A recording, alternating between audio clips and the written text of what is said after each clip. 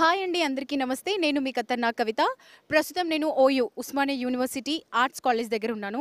మరి ఒకప్పుడు తెలంగాణ రాష్ట్రం కోసం చేసిన పోరాటంలో ఓయూ అనేది కీలక పాత్ర పోషించింది. మరి ఇక్కడ విద్యార్థులు కూడా ఆ ఉద్యమంలో ఎంతో పోరాటం చేసి వాళ్ళు ఫైనల్గా తెలంగాణ రాష్ట్రాన్ని అయితే సాధించారు. మరి ఒకప్పుడు తెలంగాణ రాకముందు వాళ్ళ పరిస్థితులు ఎలా ఉన్నాయి, తెలంగాణ వచ్చాక ఇప్పుడు ఎలా ఉన్నాయి, అలాగే వాళ్ళ పరిస్థితులు, వాళ్ళ అభివృద్ధి, ఇంకా వాళ్ళు అనుకున్నవన్నీ జరిగాయా లేదా, అలాగే ఎంపీ ఎలక్షన్స్ కూడా వస్తున్నాయి కదా, వాటి గురించి కూడా వాళ్ళ అభిప్రాయం ఏంటి అని ఇక్కడ ఎంతోమంది పోరాట వీరులు, నాలెడ్జ్ పర్సన్స్ చాలామంది ఉన్నారు. వాళ్ళందరి మాటల ద్వారా వాళ్ళ అభిప్రాయం ఏంటో తెలుసుకుందాం రండి. హలో అండి, మీ పేరు? సుమంత్ అండి నా పేరు. సుమంత్ గారు చెప్పండి, ఇంకొన్ని రోజులు ఎంపీ ఎలక్షన్స్ రాబోతున్నాయి. మరి బీజేపీ, కాంగ్రెస్, బీఆర్ఎస్ ఈ మూడు పార్టీల్లో ఏ పార్టీ వస్తే బాగుంటుంది అని మీ అభిప్రాయం?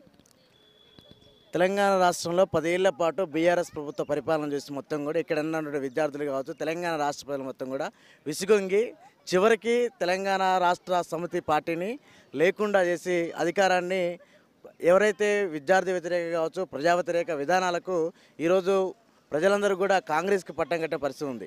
కాబట్టి ఇది ఒక పక్క తీసుకున్నట్లయితే, మరోవైపు కేంద్రంలో 10 ఏళ్ల పాటు బీజేపీ గవర్నమెంట్ ఉండి పూర్తిగా ప్రభుత్వ రంగ సంస్థలన్నింటినీ కూడా తీసుకుపోయి అంబానీ, ఆదాని కొద్దిమంది చేతిలో మాత్రమే దేశ సంపద మొత్తం కూడా అక్కడ పెట్టడం జరిగింది. మరోవైపు నిరుద్యోగులకి సంవత్సరానికి 2 కోట్ల ఉద్యోగాలని చెప్పేసి 10 సంవత్సరాలు అయినా కూడా ఒక్క ఉద్యోగం కూడా ఇవ్వలేని పరిస్థితి ఉంది. ఆర్మీ లాంటి అత్యున్నతమైనటువంటి ఉద్యోగం తీసుకొచ్చి కూడా ఈరోజు 4 ఏళ్ల మట్టుకే పరిమితం చేసి ఈరోజు కొత్త కొత్త పథకాలను తీసుకొచ్చి దేశ అత్యున్నతమైనటువంటి శిక్షణ కావచ్చు, ఆర్మీ మొత్తాన్ని కూడా ఒక కంపెనీలకి మార్కెటింగ్ వ్యవస్థ మొత్తం తీసుకొచ్చి పెడుతున్నట్టు పరిస్థితి ఉంది. ఓవరాల్గా చూసుకున్నట్లయితే గత 10 ఏళ్ల కాలం మొత్తం కూడా కేంద్రంలో ఉన్నటువంటి బీజేపీ ప్రభుత్వం కావచ్చు, రాష్ట్రంలో ఉన్నటువంటి బీఆర్ఎస్ ప్రభుత్వం కావచ్చు, ప్రజా వ్యతిరేక విధానాలను మొత్తం తీసుకొచ్చి ఈరోజు ప్రజల్ని మతం పేరు మీద, కులం పేరు మీద, ప్రాంతం పేరు మీద, వర్ణం పేరు మీద ఈరోజు విభజించి పరిపాలన చేస్తున్నటువంటి పరిస్థితి ఉంది.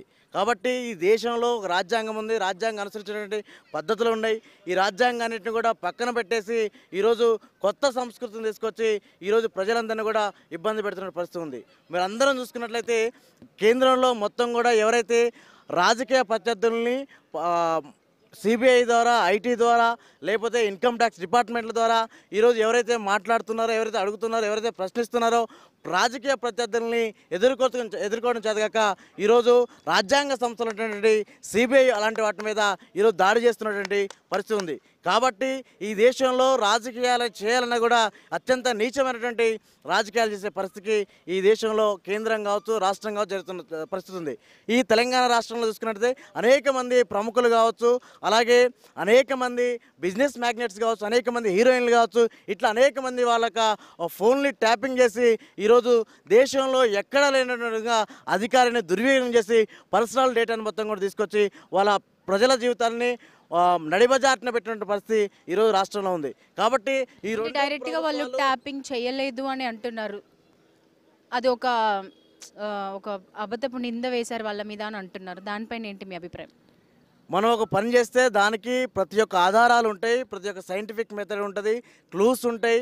దానికి సంబంధించిన పూర్తి వ్యవహారంతోనే ప్రభుత్వము మాట్లాడే పరిస్థితి ఉంటుంది. కాబట్టి నోటి మాటతో కాకుండా ఆధారాలతో నిరూపించబడుతున్నాయి. కాబట్టి ఈరోజు తనంతటిగా ఎవరైతే చేశారో రాధాకిషన్ రావు కావచ్చు, ప్రణీత్ రావు కావచ్చు, ఇతర అనేక మంది అంటే భుజంగరావు కావచ్చు, దీనిలో ఇన్వాల్వ్ అయినటువంటి అనేక మంది కానిస్టేబుల్ నుంచి ఐపీఎస్ దాకా ప్రతి ఒక్కరు కూడా వాళ్ళు చేసినట్టు పనులు ఏవైతే ఉన్నాయో, హార్డ్ డిస్క్లు ఎక్కడ ప్రవేశిస్తారు, ఎక్కడ కాల్ చేశారు, ఎక్కడ ఎంత దూరంలో వేసి అడవిలో వేశారు, నీళ్ళల్లో వేశారు, అవన్నీ కూడా చాలా క్లారిటీగా వాళ్ళంతటిగా వాళ్ళే ఇన్వెస్టిగేషన్లో చెప్తున్న పరిస్థితి ఉంది. కాబట్టి దీంట్లో ఎవరెవరు ఇన్వాల్వ్ అయ్యారు అన్నది ప్రభుత్వము ఆల్రెడీ ఎంక్వైరీ నడుస్తుంది. కాబట్టి ప్రతి ఒక్కరు కూడా తెలుస్తూ ఉంటాయి. వాళ్ళంతటికి వాళ్ళు లేదా ప్రభుత్వాలు గతంలో చేసిన తప్పిదాలని మొత్తం కూడా కప్పిపుచ్చుకోవడంలో భాగంగా మాత్రమే ఈరోజు మాకేం సంబంధం లేదనేటువంటి పరిస్థితికి వాళ్ళు వస్తూ ఉన్నది.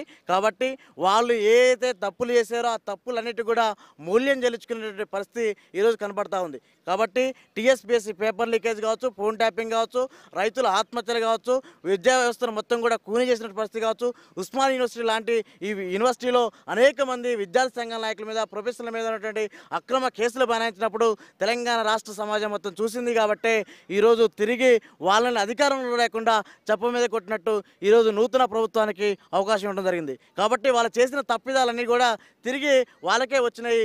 మళ్ళీ తిరిగి ఏదైతే తప్పు చేశారో, ఏదైతే ప్రభుత్వ వ్యతిరేక విధానాలు చేశారో, ప్రజా వ్యతిరేక విధానాలు చేశారో, ఏదైతే లా అండ్ ఆర్డర్కి సంబంధించినటువంటి వ్యతిరేకమైనటువంటి నిర్ణయాలు తీసి అధికారాన్ని మొత్తం దుర్వినియోగం చేశారో, కాబట్టి అవన్నీ తిరిగి వాళ్ళకు వస్తాయి. ఖచ్చితంగా కఠినమైనటువంటి చట్టపరమైన చర్యలు తీసుకోవాలన్న బాధ్యత ఈ ప్రభుత్వాన్ని అని చెప్పేసి మేము భావిస్తా ఉన్నాం. సో మరి ఫైనల్గా ఎవరు వస్తే బాగుంటుంది, ఏ పార్టీ వస్తే ఎంపీగా వస్తే బాగుంటుంది అంటున్నారు? ఈ దేశానికి ఒక రాజ్యాంగం ఉంది.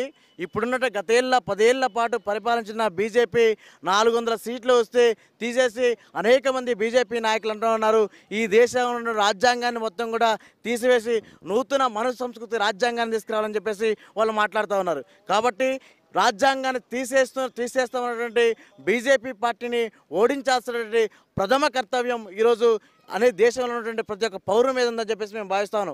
అట్లాగే బీజేపీకి సంబంధించినటువంటి లేదా మత రాజకీయాలు చేస్తున్నటువంటి అనుబంధ రాజకీయ పార్టీలు కావచ్చు, ఎన్డీఏ కూటమిలో ఉన్నటువంటి దేనినైనా సరే ఇది అన్నిటి కూడా సంఘీభావంగా మద్దతుగా బీజేపీ పార్టీకి ఉన్నాయి. కాబట్టి దేశ ప్రజలందరూ కూడా ఈరోజు బీజేపీని దూరంగా ఉండి భారత రాజ్యాంగాన్ని, ఇండియన్ కాన్స్టిట్యూషన్ని సేవ్ డెమోక్రసీగా చేయాల్సినటువంటి బాధ్యత ఉంది. కాబట్టి ఆ విధంగా మీరందరూ ఆలోచించాలని చెప్పేసి ఈరోజు యూనివర్సిటీ విద్యార్థులుగా విజ్ఞప్తి చేస్తా ఉన్నాం.